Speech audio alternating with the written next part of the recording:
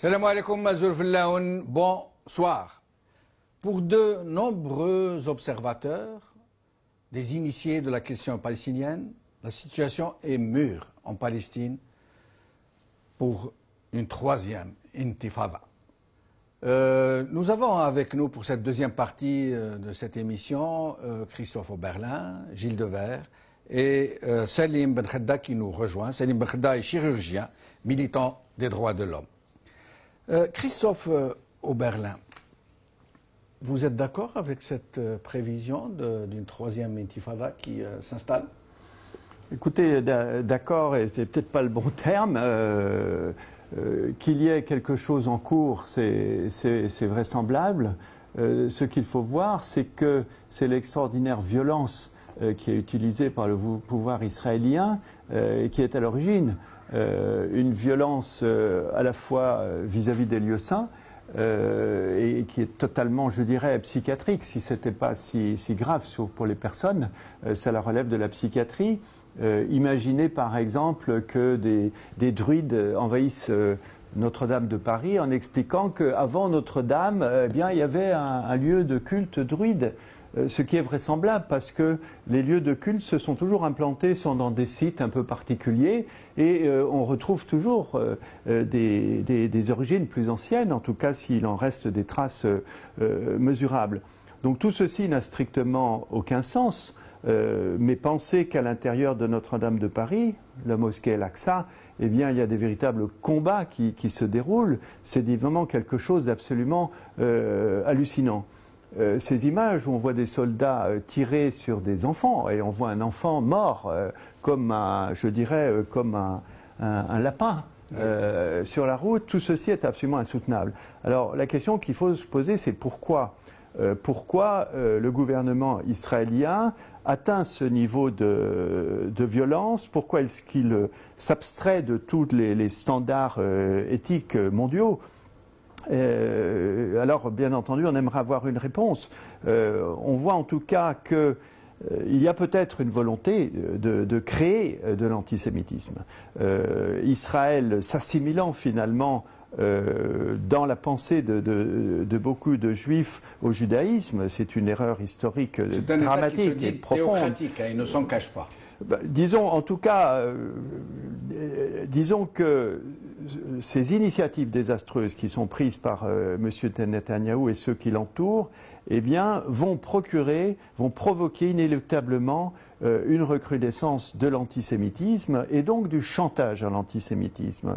Et donc, on peut se poser la question de savoir si finalement Israël ne tient que par la communauté internationale, Israël ne tient pas en soi, et donc si finalement une recrudescence du chantage à l'antisémitisme, eh bien, n'est pas quelque chose qui est provoqué de manière à essayer de repeupler ces frontières de 67. Mais ça ne va pas devenir contre-productif à la longue. Aujourd'hui, par exemple, en Amérique du Sud, des pays entiers, des peuples entiers sont en train de basculer dans l'inverse.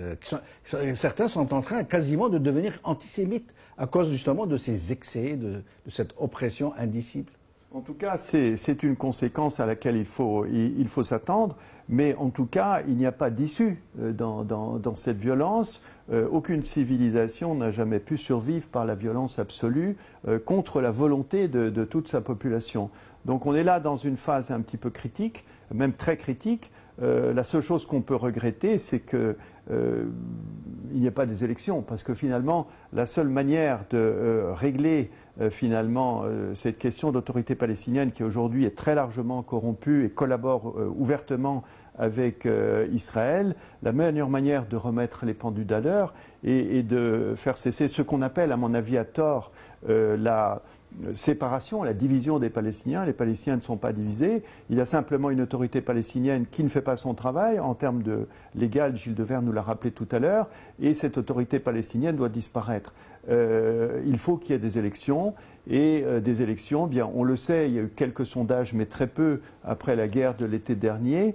Les partis islamistes ont pris 20 points dans les sondages. Autrement dit, quelles que soient les élections, des élections libres aujourd'hui, aussi bien à Gaza en Cisjordanie, donneraient le Hamas vainqueur, ce dont Israël ni les Occidentaux ne veulent. Donc on est dans une situation qui peut-être ne se terminera peut-être que par la mort du principal intervenant, Mahmoud Abbas, à près de 80 ans. Il serait remplacé illico presto par quelqu'un du même acabit. Oui, mais ça sera difficile de le faire sans élection. Et les élections ne sont pas gagnées, loin de là. Autrement dit, la seule façon d'avancer d'une manière non sanglante, ça serait que l'autorité palestinienne démissionne et que l'élection générale soit appelée. Nous allons lancer les titres d'aujourd'hui, puis je reviens à vous pour une question clé. Aujourd'hui, Le Figaro. Netanyahou veut provoquer une troisième intifada selon Riyad El-Melki. Les Échos. Conflit israélo-palestinien. La troisième intifada a-t-elle débuté? Par Jean-Michel Gratte. Europe 1. Violence à Gaza, vers une menace de troisième intifada, par Wendy Bouchard.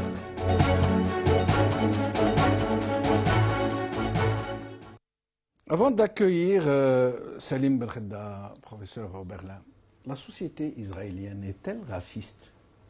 Alors, y compris vis-à-vis, à l'endroit de ses propres concitoyens, c'est-à-dire les Arabes israéliens, comme on les appelle. Bien sûr, on ne peut pas parler de la société israélienne. Il y a au moins 3 sociétés israéliennes, ou si ce n'est 4, avec les Palestiniens israéliens, les Ashkénazes, les Séfarades, ceux qui ne sont ni l'un ni l'autre. Donc il y a plusieurs sociétés israéliennes. Alors la société israélienne est évidemment raciste, puisque l'État est raciste et que les lois fondamentales de l'État d'Israël, avec cette discrimination, sont ouvertement, officiellement racistes. Donc en dehors des lois fondamentales, il y a toute une série de lois particulières qui sont des lois discriminantes de type raciste. Le sionisme est une forme de racisme. C'est quoi le racisme? On ne l'entend jamais définir, mais le sionisme, le racisme, c'est attaquer quelqu'un ou discriminer quelqu'un, non pas pour ce qu'il fait, mais pour ce qu'il est. Et donc le sionisme, par essence, discrimine, essaye de chasser, massacre les Palestiniens, non pas pour ce qu'ils font, mais pour ce qu'ils sont. Et on le voit quand ils s'attaquent notamment très massivement à des populations civiles. Donc il y a ce racisme vis-à-vis des Palestiniens, il y a un racisme interne vis-à-vis des Éthiopiens, etc. Et on pourrait même dire que un certain nombre d'Israéliens quittant Israël, on pourrait me dire qu'il y a une concentration raciste plus importante, de la même manière qu'un certain nombre de malfaiteurs, de gens qui ont des problèmes avec la justice, et on le voit notamment en France, se réfugient en Israël quand ils ont quelques problèmes. Donc c'est véritablement un endroit où il ne fait pas bon vivre, et quand on entend certains dirigeants israéliens dire aux Juifs du monde entier « Venez, vous serez en sécurité chez nous », c'est tout à fait l'inverse. Salim Belkhedda, merci d'être des nôtres. Jamal, merci. Salim Belkhedda, vous êtes membre d'une délégation médicale qui se rend en Palestine pour essayer d'aider les Palestiniens.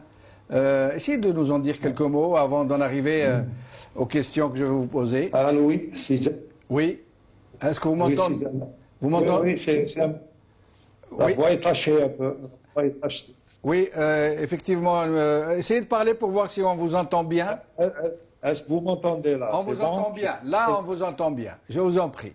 Donc, une petite correction d'abord, qui n'est pas importante. Je ne suis pas chirurgien, mais cardiologue.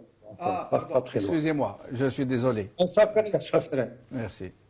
C'est pour revenir un peu au fondement idéologique du sionisme. Qui a en fait les sionistes qui ont emprunté leur idéologie raciste à leurs bourreaux, c'est-à-dire les nazis. C'est l'exaltation un petit peu de l'identité psychologique. Donc les sionistes, en fait, ils ne sont pas dans une logique de paix, pas du tout. Leur seule logique, c'est la colonisation, c'est l'extermination, c'est chasser l'arabe, donc et l'épuration ethnique. Donc le sionisme, en fait, est une idéologie laïque, parce que nous, quand on a vu il y a des juifs religieux qui sont antisionistes, foncièrement antisionistes, et parmi eux, nous avons rencontré des médecins qui sont antisionistes et qui n'ont rien à voir avec cette idéologie raciste qui se place dans une logique d'extermination, de colonisation.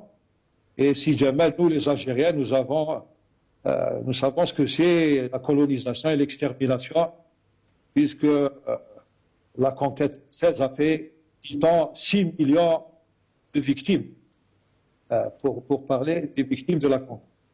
Donc en fait, nous, il y a une année, jour pour jour, donc c'était en octobre 2014, nous avons été donc à Gaza.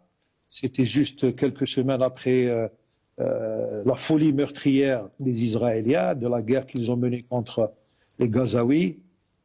Et nous étions une délégation donc de plusieurs médecins que j'avais l'honneur et le privilège de conduire.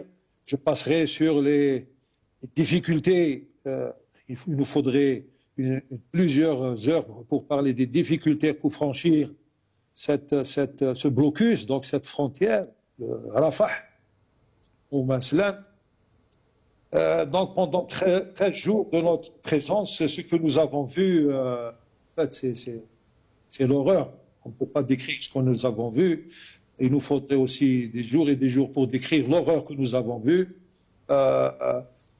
Israël et l'armada sioniste a fait une guerre donc, contre tout, contre tous, contre les humains, contre les mosquées, contre les hôpitaux, contre les universités, contre les handicapés, les enfants, les orphelins, tout. Donc, je vous rappelle que cette agression sioniste a fait 2500 morts presque, et pour beaucoup plus de 600 enfants.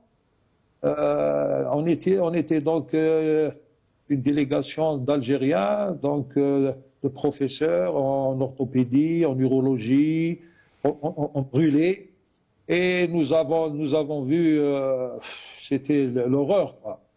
Et des enfants, il y avait presque, on nous avait cité 13 000 blessés à peu près. On était, nous, c'était à 2 mois à peu près, donc c'était des séquelles.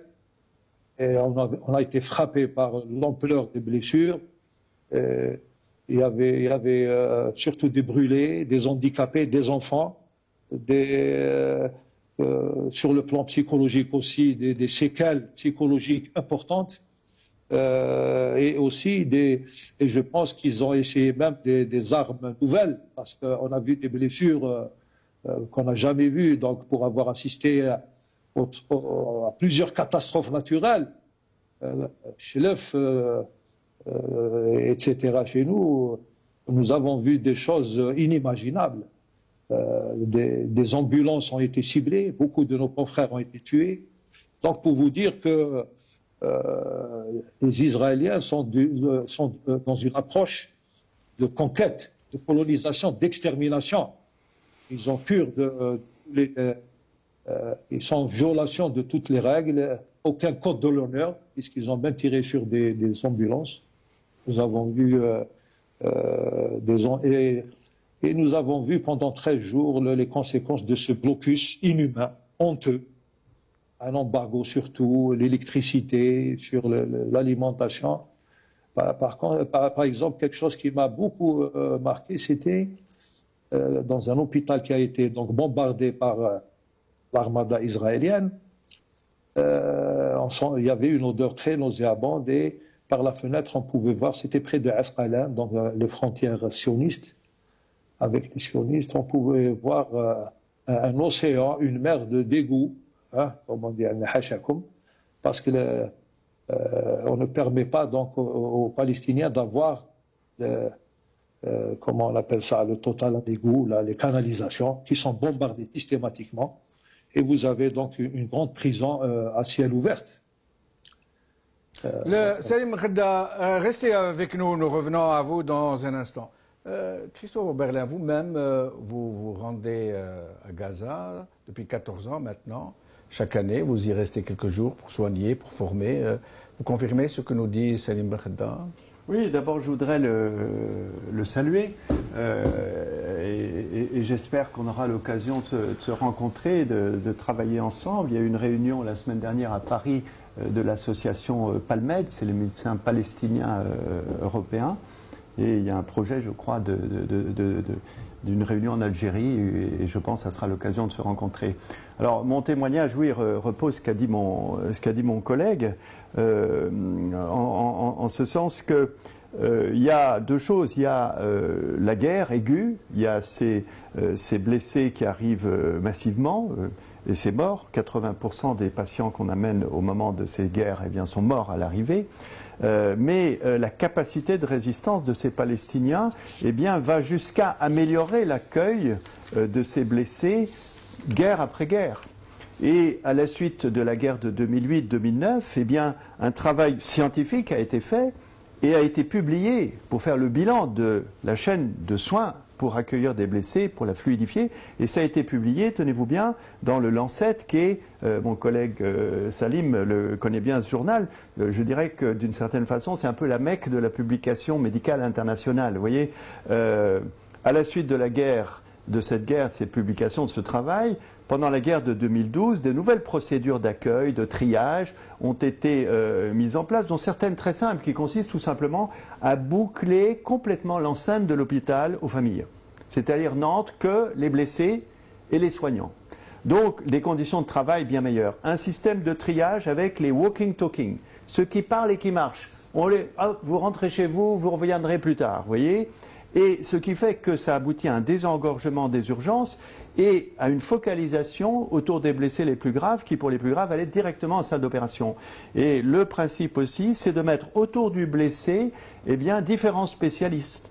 Le spécialiste de l'abdomen, celui qui fait des échographies, qui en quelques secondes va vous dire s'il y a du sang dans le thorax ou dans l'abdomen, et d'autres spécialistes autour.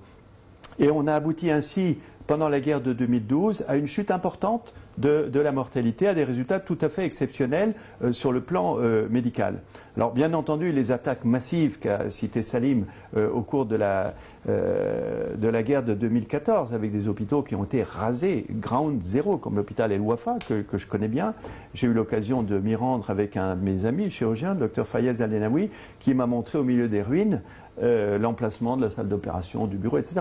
Bon, les bras nous en tombent lorsqu'on voit de tels actes, et c'est clair que l'autorité palestinienne, qui par deux fois, et Gilles Devers, si on l'a tout à l'heure en communication, il est avec nous, je vais a bloqué des plaintes au niveau de la Cour pénale internationale, les bras nous en tombent.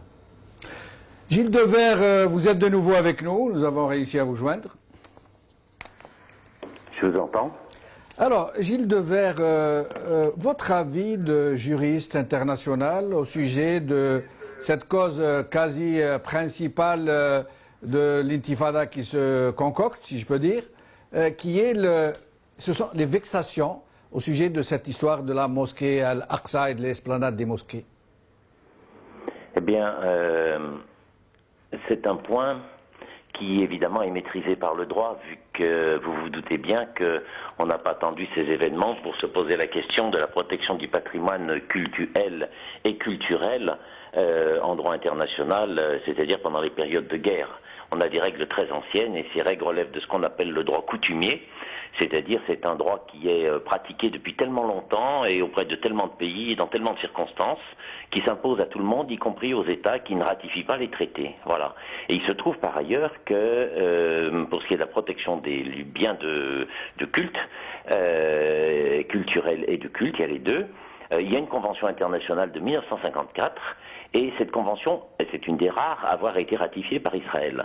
Donc moi je m'interroge d'autant plus sur le fait de savoir pourquoi on ne met pas en œuvre cette convention, vu qu'on a à la fois des règles de droit international coutumier et de plus une convention très spécifique, très bien faite, qui a été ratifiée par Israël. À cette convention est joint un règlement exécutif qui donne les modalités, et il y a deux modalités qui sont très intéressantes. La première, c'est qu'on peut solliciter une réunion au sein de l'UNESCO sur le sujet. Voilà, donc un débat public au sein de l'UNESCO avec des délibérations qui peuvent être attendues. Je rappelle que la Palestine est membre de l'UNESCO et que il y aurait des démarches qui peuvent être effectuées sans attendre. La deuxième chose, c'est qu'il est possible, et ça ne relève que du gouvernement de Palestine, de mettre en œuvre une procédure qui est prévue dans le règlement d'exécution et qui vise à la désignation d'un commissaire. Et le commissaire, c'est une personnalité indépendante qui peut décider d'ouvrir une enquête et de l'exécuter lui-même. Ce qui veut dire qu'on ne sait pas ce qui se passe à la mosquée Al-Aqsa. Eh bien, c'est très simple. Faisons la réunion, qui est pratiquement de droit pour la Palestine. Par ailleurs, l'UNESCO, évidemment, l'acceptera. Et ensuite, que la Palestine prenne l'initiative de demander, dans la mesure où Israël est parti à la Convention, la désignation de ce commissaire qui fera lui-même son équipe et qui agira de manière autonome. Il est même prévu par le droit international, qui encore une fois est un droit très bien fait, que si l'autre partie, c'est-à-dire Israël, refusait de désigner le commissaire international, on demande au président de la Cour internationale de justice de le désigner et le commissaire se met en place. Donc moi, à titre personnel et en tant que juriste international, je ne peux pas entendre le fait de dire on ne sait pas ce qui se passe, on ne sait pas ce qu'ils font, parce qu'il suffit de le mettre en œuvre en appuyant sur le bouton. Voilà, ça c'est la première chose. La deuxième est qu'il y ait du titre de l'investigation, et il va de soi qu'une enquête internationale contradictoire, vu qu'il y aurait une délégation palestinienne qui pourrait se rendre sur place en même temps que le commissaire, voir ce qui est fait, tout ça serait très intéressant. Et l'UNESCO a fait peu de choses sur le sujet, mais il y a quand même un communiqué qu'on trouve qui date d'une dizaine d'années où l'UNESCO disait que ces recherches archéologiques ne sont pas faites correctement. Il en demandait la suspension. Vous voyez où on en est. Voilà. Donc que fais-tu? Défends-toi toi-même. Voilà, premièrement. Deuxièmement, c'est non plus de simplement l'investigation, alors qu'elle serait essentielle, c'est de déposer plainte. On retrouve la question de la Cour pénale internationale. La mosquée est sur territoire palestinien, vu que Jérusalem fait partie du territoire palestinien, Jérusalem-Est de manière certaine, il est tout à fait possible de demander l'ouverture d'une procédure pénale sur ce dossier. Il ne faut pas dire on va faire des communications et des ceci et des ça, il faut dire je dépose plainte. Voilà, il y a un article dans la Convention qui permet expressément d'agir, et alors ce qui est tout à fait intéressant, c'est que dans le droit international, que je défends à nouveau, on distingue des biens religieux qui sont ceux courants, c'est-à-dire une église, un temple, une synagogue, une mosquée, un lieu auquel les populations sont attachées. Et on a toujours eu un régime spécial pour ce qu'on appelle des biens d'une importance primordiale pour les peuples, c'est-à-dire qui parlent à l'humanité. Et la mosquée d'Al-Aqsa, elle est en Palestine, mais elle n'appartient pas qu'aux Palestiniens. Donc tous les États qui sont là en train de faire je ne sais trop quoi, des déclarations, et eux aussi ils peuvent déposer plainte. C'est tout à fait recevable dans la mesure où, en tant que des États qui ont une forte communauté musulmane ou qui se revendiquent comme États musulmans en tant que tels, ils peuvent déposer plainte. Ils peuvent prendre des initiatives vu que les biens de dimension internationale reposent d'une initiative internationale.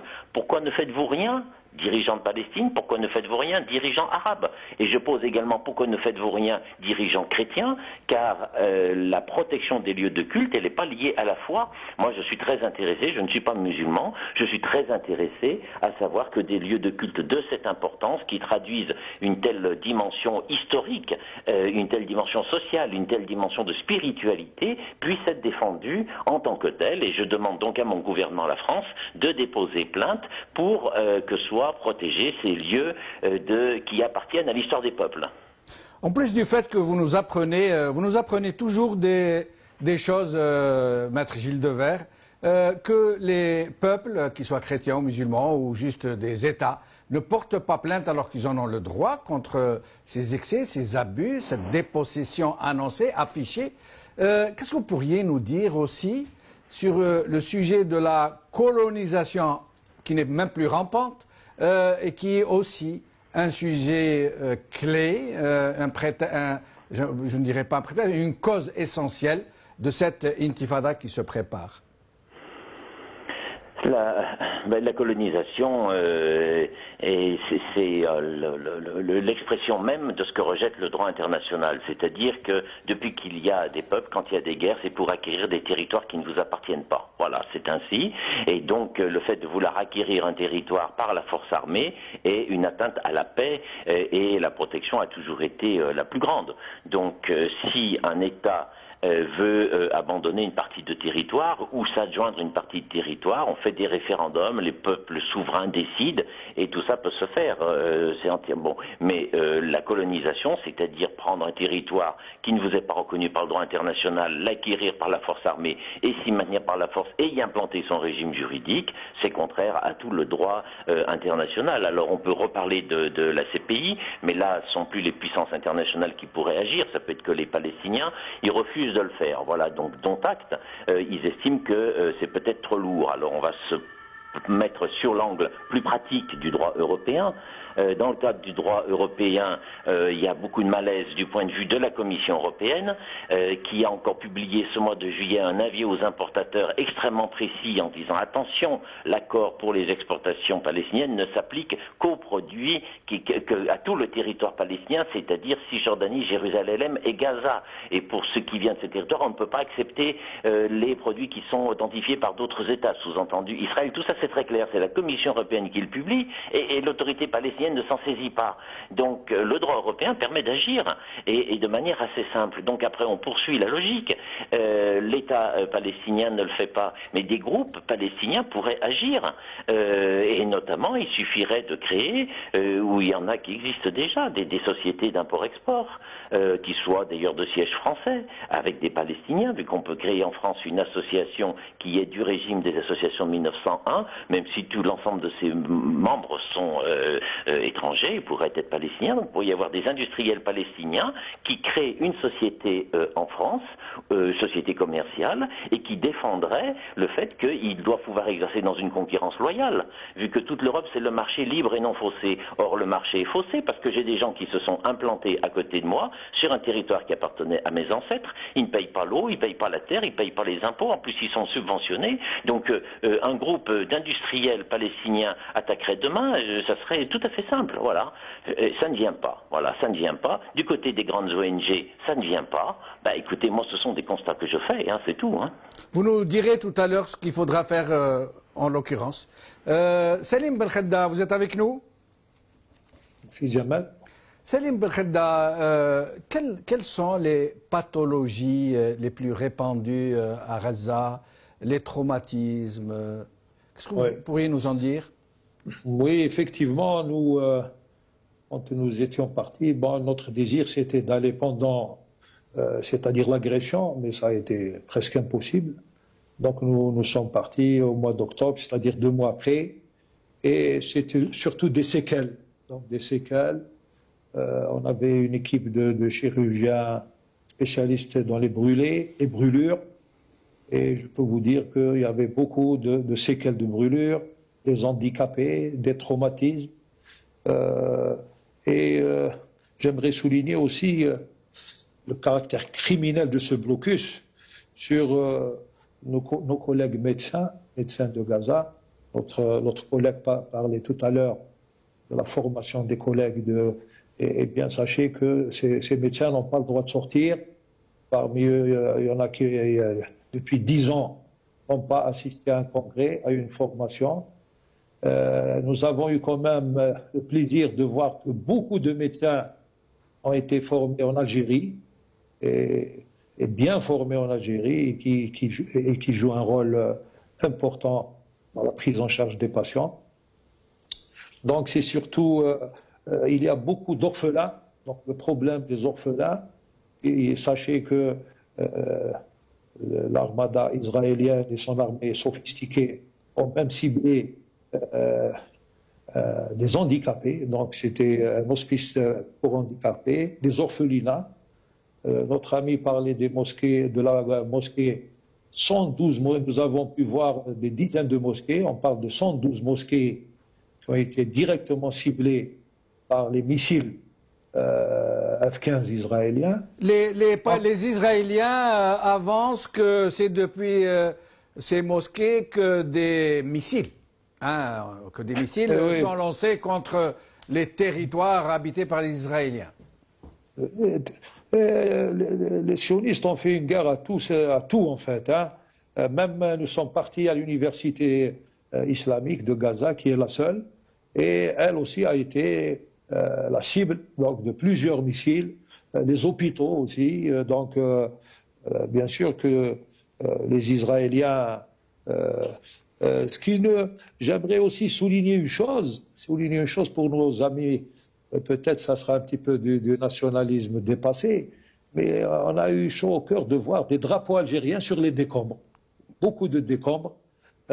Et pourquoi Salim, à votre avis, on l'a vu sur des vidéos YouTube en effet, mais on s'explique pas. Oui, dites-nous. J'ai pris pas mal de photos, donc bon, ça rentre un peu dans l'anecdote. Mais quand même, les Gazaouis adorent les Algériens et nous avons été reçus d'une façon extraordinaire. Et j'ai été vraiment touché de voir des drapeaux comme ça, algériens, sur des décombres.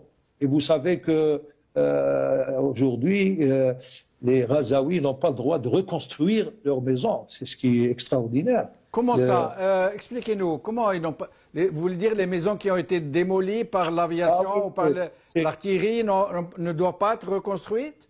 C'est interdit, pas de ciment, le ciment, blocus sur le ciment, sur le fer, sur le bois, sur tout, le sable.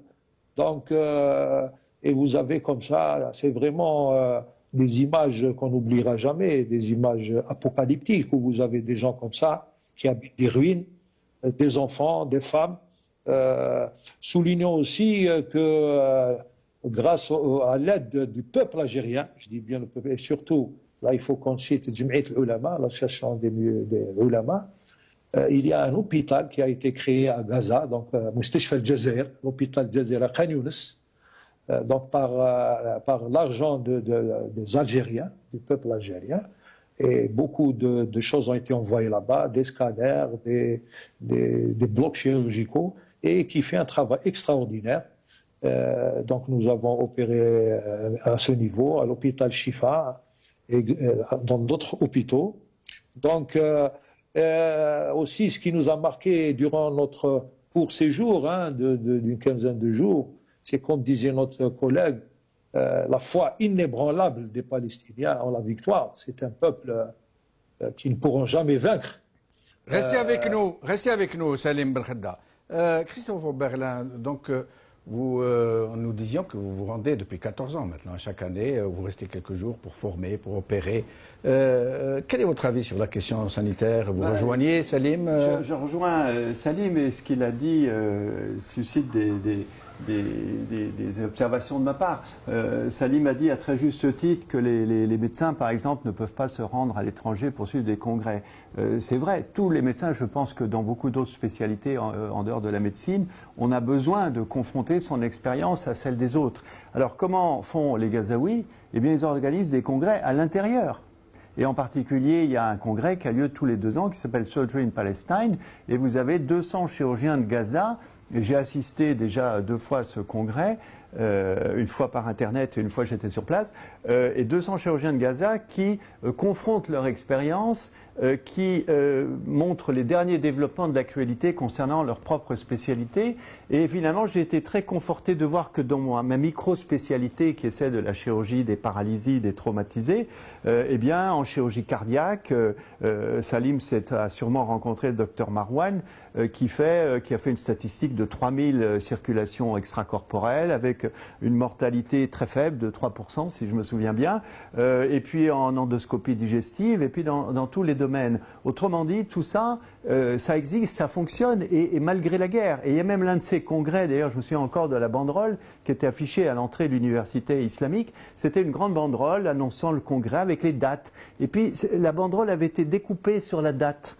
Et puis on avait cousu un tissu avec une autre date, tout simplement parce que la première date correspondait à une guerre qui a eu effectivement lieu. Eh bien, ils ont fait ça 1 ou 2 mois après. Mais autrement dit, il y a énormément de signes positifs qui sortent aussi.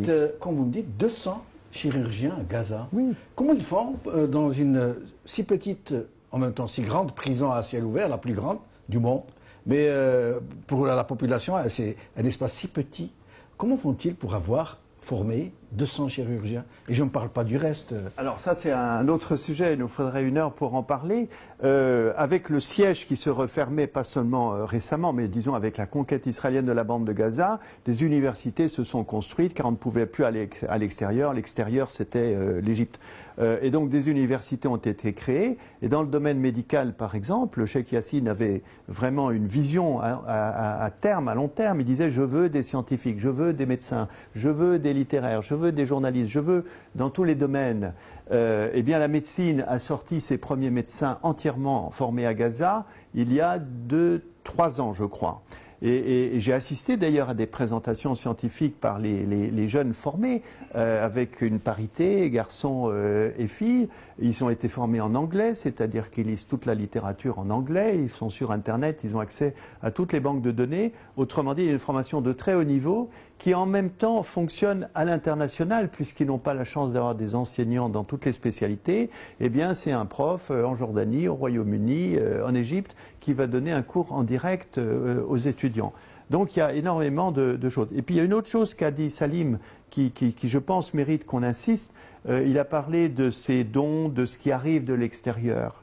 Et le drame aujourd'hui de Gaza, certes, c'est le blocus israélien, mais je dirais, on est habitué, entre guillemets, avec des réserves concernant l'expression, mais surtout le drame de Gaza, c'est le coup d'État en Égypte.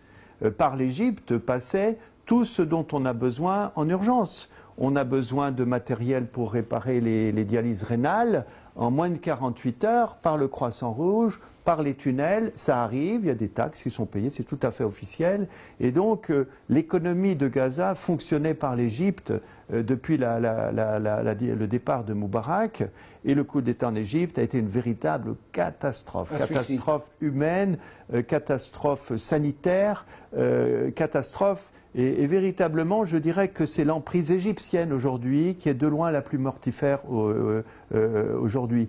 On parle toujours concernant Gaza, la santé, on imagine les bombardements, les victimes, etc. Mais ça a un temps. Ce qui est permanent, c'est le traitement du cancer. Le traitement du cancer, vous avez des médecins de très haut niveau.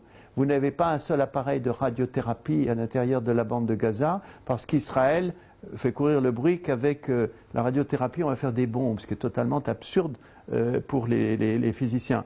C'est un génocide, d'une certaine manière. Alors, c'est un véritable génocide, c'est-à-dire qu'effectivement... Le génocide des cancéreux. Le génocide, ce n'est pas tuer 1 million de personnes. Le génocide, c'est tuer des gens en fonction de leur gène, en fonction de leur appartenance quelle qu'elle soit. Donc c'est exactement ça. Le ministre de la Santé est décédé en juin 2014, faute de soins appropriés. Le ministre de la Santé lui-même, j'ai un ami dont la femme est morte d'un cancer de l'estomac, elle n'a pas été diagnostiquée à temps et donc pas traitée à temps, etc.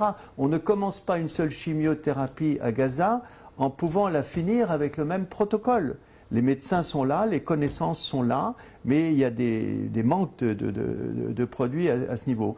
Et donc aujourd'hui, au lieu de vendre des armes à l'Égypte, moi j'ai honte d'être français aujourd'hui, je ne me reconnais absolument pas comme des millions de Français dans ce gouvernement qui vend des armes de destruction massive à l'une des pires dictatures de la planète. C'est totalement inacceptable à aucun point de vue. Et donc le blocage, l'emprise égyptienne pour Gaza aujourd'hui est véritablement vitale. Gilles Devers, je reviens vers vous. Il ne nous reste plus beaucoup de temps. J'aimerais que vous nous répondiez assez brièvement, mais pour 2 questions.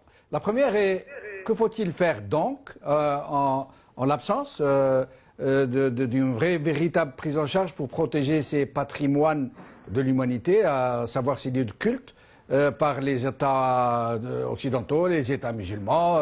Et la deuxième question se rapporte aux Arabes israéliens, qui sont l'objet, même s'ils ont la nationalité israélienne, de vexations autrement plus sournoises. Tout le monde le sait, l'Arabouchim, comme les appellent les Israéliens, les Arabouchim sont vraiment des sous-citoyens. Qu'est-ce que vous pourriez nous dire au sujet de ces 2 questions? Mais pour le premier point, donc j'ai un peu évoqué tout à l'heure, mais il y a des procédures à mettre en place et qui peuvent être engagées par des États arabes, des États européens, Et on pourrait même envisager, donc ça aurait un peu moins de force, mais vis-à-vis de la CPI, il serait tout à fait possible que des grandes associations religieuses internationales ou des personnalités religieuses internationales agissent. Et je signale à ce propos que la CPI vient d'ouvrir une affaire pour le Nord Mali avec les attaques qui avaient eu lieu de biens religieux à Tombouctou. Donc l'idée qu'on puisse saisir la Cour pour des biens religieux, elle est tout à fait dans l'ordre des choses. Donc moi j'appelle à ce que des groupes religieux, musulmans et d'autres religions dégagent un minimum d'énergie pour déposer une plainte à la Cour pénale internationale sur l'article 15.1, le fassent avec toute une démonstration et que ce soit bien entendu, et que par ailleurs les États demandent la réunion de cette commission de l'UNESCO, et qui amènera peut-être mécaniquement la Palestine à se bouger et donc à faire désigner cet enquêteur, parce que quand même un commissaire qui arrive en place, c'est pas, je pense quoi, ça pose un problème de politique internationale lourde, hein. Bon, c'est toujours ce qui nous est dit sur l'inaction. Pour ce qui est des citoyens palestiniens qui vivent dans la partie israélienne, ils vivent dans des situations qui s'apparentent très clairement à la discrimination. Ils devraient bénéficier d'une protection également de leur gouvernement naturel, qui est le gouvernement palestinien. Et il n'y a absolument rien qui est fait. Alors s'il faut proposer une solution simple, voilà ce que je proposerais, 2 pistes. Et en plus, ce sont des données actuelles. Il y a un point qui est la restitution des corps. À savoir qu'il y a des prisonniers qui viennent d'ici, de là ou d'ailleurs, qui décèdent en prison, et Israël refuse de rendre les corps, et on fait donc purger la peine à des cadavres. Voilà. Alors je ne sais pas si vous connaissez d'autres États qui font ça. À ma connaissance, c'est le seul, et c'est tout à fait organisé, vu qu'on donne un numéro, et les cimetières s'appellent les cimetières numérotés, vu qu'il y a des tombes avec des numéros, et donc ce sont des cadavres qui purgent la peine. Alors évidemment que, outre que moralement on ne peut pas imaginer quelque chose de plus choquant, ça ouvre à des actions de droit international et qui peuvent être conduites en Europe, parce qu'il suffit d'avoir un descendant qui a une nationalité européenne. Et donc moi je suis palestinien ou français, mais d'origine palestinienne. J'ai un aïeul qui est détenu, mort détenu, voilà, sous un numéro. Je peux agir devant le juge français vu que je suis victime d'une infraction commise à l'étranger.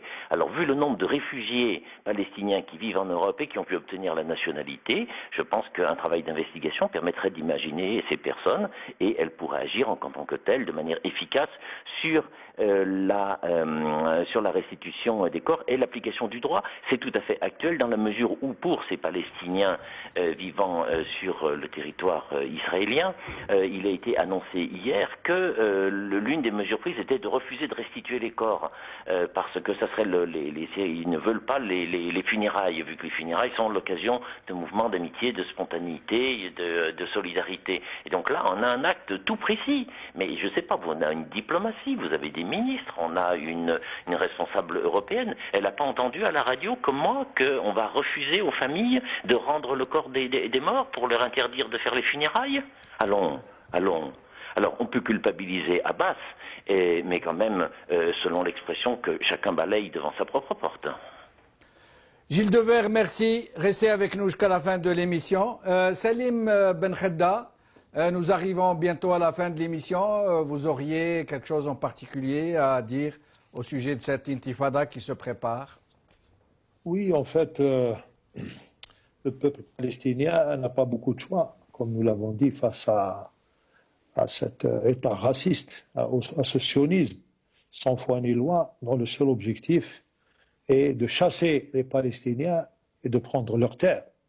Donc nous avons vu directement et pu apprécier cette foi inébranlable de ce peuple dans sa victoire.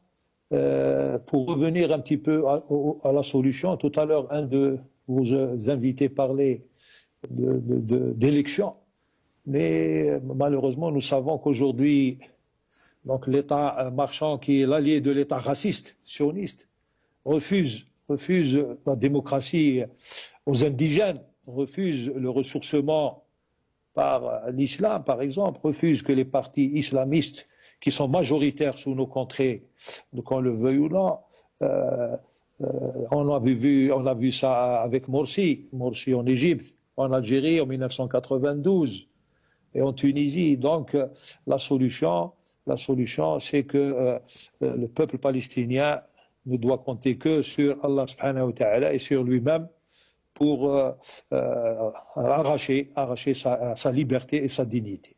Salim Benkhedda, merci infiniment. Restez avec nous jusqu'à la fin de l'émission. Christophe Oberlin, une dernière question avant de présenter vos livres. Quelle perspective politique, selon vous, dans cette partie du monde? C'est difficile de répondre à cette question, mais on voit clairement qu'il y a un agresseur et un agressé. Il y a un agressé qui ne cédera pas. D'abord, il est là, même s'il se fait martyriser, les Palestiniens sont là, et je vous rappelle qu'ils sont majoritaires aujourd'hui sur le territoire de la Palestine historique, donc ils sont là. Donc l'agresseur ne bougera que si le rapport de force change. Alors ce rapport de force, ça peut être un rapport de force économique.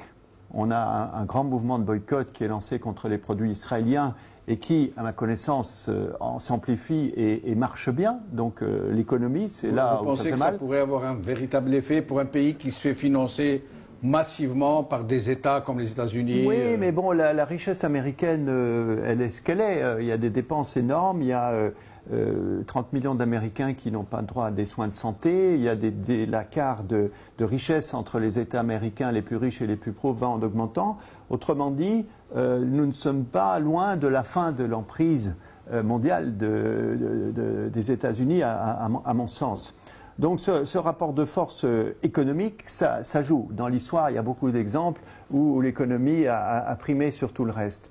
Ce rapport de force, ça peut être un rapport de force juridique aussi, et Maître Gilles Devers a parlé très clairement de tous les outils qui sont à disposition et qu'on aurait tort de négliger, parce que cette fameuse Cour pénale internationale, 123 pays, c'est quand même la très grande majorité des pays aujourd'hui. Alors vous allez me dire, oui, mais les gens qui sont nommés à la Cour par les pays sont des politiques. Bah oui, peut-être, mais ça n'empêche que si l'on se réfère à la position politique de ces 123 pays, elle est à peu près la même que celle de l'Assemblée générale des Nations unies, où les représentants sont des politiques. Eh bien, l'Assemblée générale, on ne lui a jamais posé la question de la guerre israélo-palestinienne, car on sait bien entendu que dans son immense majorité, elle est du côté des Palestiniens. Les 3/4 de l'humanité, il y a encore moins de 100 ans, eh bien, étaient constitués de peuples colonisés. Il en reste quelque chose, heureusement, de positif, c'est cette résistance au colonialisme. Autrement dit, la Cour pénale internationale, elle est, quoi qu'on le dise, indépendante du Conseil de sécurité et des Nations unies. Autrement dit, les outils sont là. Il y a 2 affaires qui sont en cours. On n'a pas eu le temps d'en parler, mais ces affaires avancent. Il y a déjà eu des rendus écrits de la Cour pénale qui sont extrêmement précis et qui constituent des jurisprudences. L'attaque du Mavi Marmara est un crime de guerre et ça a été reconnu par la procureure de la Cour pénale internationale. Le siège est un crime de guerre et ça a été écrit. Sans parler bien entendu de toutes les attaques et de toutes les plaintes qui sont en cours, dont tous les dossiers s'accumulent et qui vont alimenter ces dossiers au niveau de la Cour pénale internationale. Et puis le 3e rapport de force dont on parle avec prudence, avec réticence, à mon avis à tort, c'est le rapport de force militaire. On a vu quand même l'été dernier, eh bien, une population avec une inégalité de force des armes absolument colossale, résister pendant 51 jours.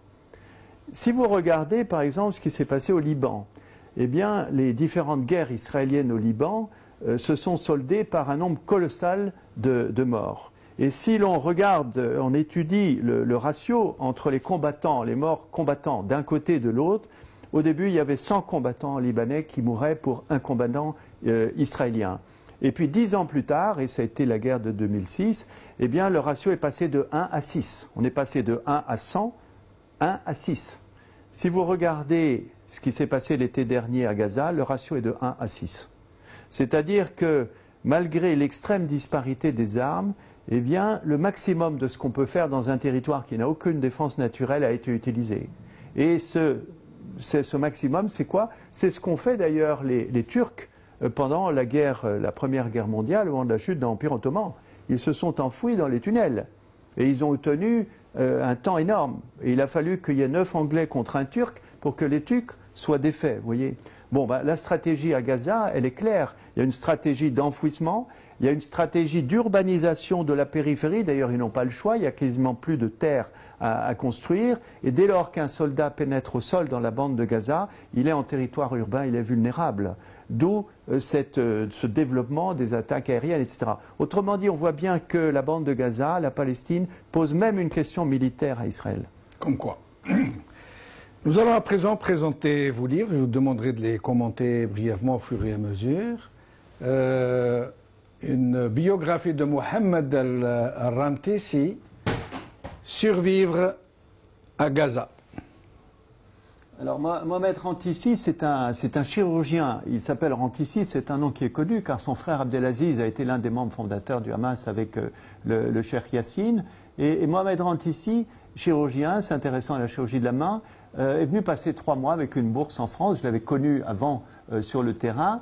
Et je me suis dit finalement la meilleure façon de connaître les Palestiniens, déjà c'est de connaître très bien l'histoire d'un Palestinien. Donc je lui ai fait raconter cette histoire personnelle qui est extraordinaire, mais qui d'ailleurs, m'ont dit mes amis palestiniens, est en fait l'histoire de tous les Palestiniens. Chaque Palestinien a une histoire racontée, invraisemblable, mais ce livre bien entendu est destiné à l'opinion occidentale et il faut rentrer véritablement dans la vie d'une famille. Sa mère, son père est décédé très précocement, sa mère, analphabète, avec 7 garçons dans un camp de réfugiés à Gaza, avec simplement l'argent de l'UNRWA. Donc à partir de ça, eh bien, ça a donné un chirurgien, un gynécologue. Abdelaziz Rantisi était un pédiatre renommé, et puis d'autres. Donc c'est l'histoire d'une famille qui donne le meilleur d'elle-même et qui produit en une seule génération le meilleur d'elle-même. C'est un exemple assez emblématique finalement des Palestiniens. Chronique, alors, postface de Mahmoud Zahar. Mahmoud Al-Zahar, mon ami. Chronique de Gaza. Alors ça, ce sont des chroniques, car depuis 15 ans, à chaque fois que je vais là-bas, je fais un petit texte, ou 2 ou 3, qui correspondent soit à des choses qui ont été vécues sur place, soit surtout des rencontres. Et il n'est pas inintéressant de voir qui, en 2003 ou en 2004, disait telle chose sur telle... à chaque fois, ces chroniques ont été écrites en temps réel, vous voyez. Donc, on a une idée dans le temps de l'appréciation des Gazaouis sur ce qui se passe à l'intérieur de leur pays. Et avec le recul du temps, je dirais que ça a encore plus d'intérêt quand on sait ce qui s'est passé par la suite. Merci. Alors, là, c'est une traduction que vous avez faite d'un essai de Gérald Butt, Gaza au carrefour de l'histoire. Alors, Gérald Butt est un très bon journaliste de la BBC qui est arabisant et qui a passé toute sa carrière au Proche-Orient. Et il a écrit ce livre d'histoire qui m'a passionné. Je l'ai lu 3 fois avant de le traduire, parce que justement, il parle des origines à nos jours. C'est-à-dire que la plupart de ceux qui prétendent parler de l'histoire de Gaza nous parlent de la Nakba, nous parlent de la colonisation, éventuellement un petit peu de l'Empire ottoman. Mais c'est très intéressant de voir qu'il y a des racines extrêmement anciennes. Et ces racines, ce ne sont pas simplement des racines. Aujourd'hui, on les voit. Et l'une des réflexions font par exemple les voyageurs. À chaque fois qu'ils voient un bâtiment un petit peu ancien, ils se disent oh, mais à l'intérieur, il y a des colonnes. Mais c'est des fragments de colonnes romaines. Ah ben non, ça c'est des colonnes islamiques, ça c'est des colonnes grecques. Et on a retrouvé d'ailleurs, il n'y a encore pas très longtemps, le plus grand Apollon métallique qui n'ait jamais été découvert. Autrement dit, c'est une terre chargée d'histoire. Et l'histoire ancienne, eh bien les Gazaouis aujourd'hui, tous musulmans qu'ils sont en majorité, eh bien ils sont tributaires de cette histoire, ils le ressentent et ils nous en parlent. Très bien. Alors, la vallée des fleurs, Merj al-Zohor. Alors là, c'est un épisode de l'histoire du Hamas qui m'a intéressé au cours de mes rencontres nocturnes avec les uns et les autres. Et le premier que j'avais su, c'était Abdelaziz Rantisi. On m'a dit, c'est un ancien de Marjezour. Et puis un autre professeur d'université, c'est un ancien de Marjezour. Un ministre, il était à Marjezour. J'ai dit, mais qu'est-ce que c'est que Marjezour? Et j'ai appris alors cet épisode que peu connaissent. C'est qu'au moment où se profilaient les négociations d'Oslo, Yitzhak Rabin a décidé de rafler 400 Palestiniens appartenant à l'opposition. Donc il a pris essentiellement des sympathisants du Hamas et du djihad islamique et surtout les intellectuels, des médecins, des professeurs d'université, les étudiants, et il les a balancés au Liban en pensant que ça allait faire 400 familles qui allaient être dispersées dans le monde arabe. Et là, ils ont pris une décision extraordinaire, c'est-à-dire ils ont dit on ne bouge pas. Il les a lâchés au Liban. La frontière libanaise, à l'époque, d'ailleurs, était reportée 40 km plus haut. Israël occupait le sud-Liban. On les a lâchés à 1000 mètres d'altitude, dans la neige l'hiver, en plein mois de décembre. Les gars ont dit, on refuse d'avancer. Donc, ils ont fait un sitting. Alors, évidemment, les populations locales sont arrivées, les couvertures, et finalement, ça fait un buzz extraordinaire, puisqu'à une époque où Internet n'existait pas, les plus grandes agences de communication se sont rendues immédiatement à Marjezour, et on a tendu les micros, et Abdelaziz Rantisi, qui était le porte-parole, disait « Écoutez, ça fait 5 ans que le Hamas existe, et c'est la première fois qu'on tend un micro pour me dire qu'est-ce que veut le Hamas, quel est son programme politique ». Donc ça a été l'internationalisation du Hamas. Donc j'ai eu la chance de pouvoir interviewer toute une série de témoins qui m'ont raconté leur histoire. Et le livre que vous montrez, d'ailleurs, il a été publié aussi en français et en anglais. Mais là, c'est la version arabe qui a été imprimée à Gaza par une imprimerie qui aujourd'hui encore imprime 7 millions de livres chaque année, incluant bien entendu les livres des écoles. Donc, 7 millions de livres à Gaza, 7 millions dans cette par prison année, qui est Gaza, et on imprime 7 millions de livres. Avant le siège, c'était 13 millions, puisque beaucoup de livres étaient exportés, notamment au Liban ou en Égypte. Donc ça donne une idée de la qualité aussi, de l'importance de l'éducation à Gaza. Donc le dernier livre que nous présenterons aujourd'hui, de Christophe Oberlin, toujours, Le chemin de la cour de justice, j'entends. C'est ce que vous voulez dire, je suppose. Oui. Les dirigeants israéliens devant la Cour pénale internationale. Alors, c'est un livre pédagogique. Moi, je suis médecin, mais je suis aussi enseignant et pédagogue. Et donc, à travers ce que j'ai appris, notamment avec Gilles Devers, qui est toujours parfaitement clair, il m'a semblé qu'il était important de faire un livre pédagogique pour tout le monde. Vous voyez, ce livre, c'est un petit peu, je ne sais pas, l'informatique pour les nuls, je plaisante, mais c'est un petit peu ça, en ce sens que toute personne qui lit ce livre doit être capable justement de tenir une argumentation en expliquant ce que c'est, notamment la Cour pénale internationale, pourquoi elle existe et pourquoi on ne la saisit pas et ce qu'il faudrait faire. Donc j'ai voulu donner un argumentaire à chacun concernant les crimes de guerre commis par Israël. Professeur Christophe Oberlin, merci beaucoup de nous avoir rendu visite, de nous avoir apporté tous ces éclaircissements, merci à vous. De nous avoir fait profiter de votre militantisme pour cette cause. Merci à Maître Gilles Devers, merci au professeur Salim Benkhedda, merci à vous d'avoir suivi cette émission. Salam alaikum, wa khair, salama.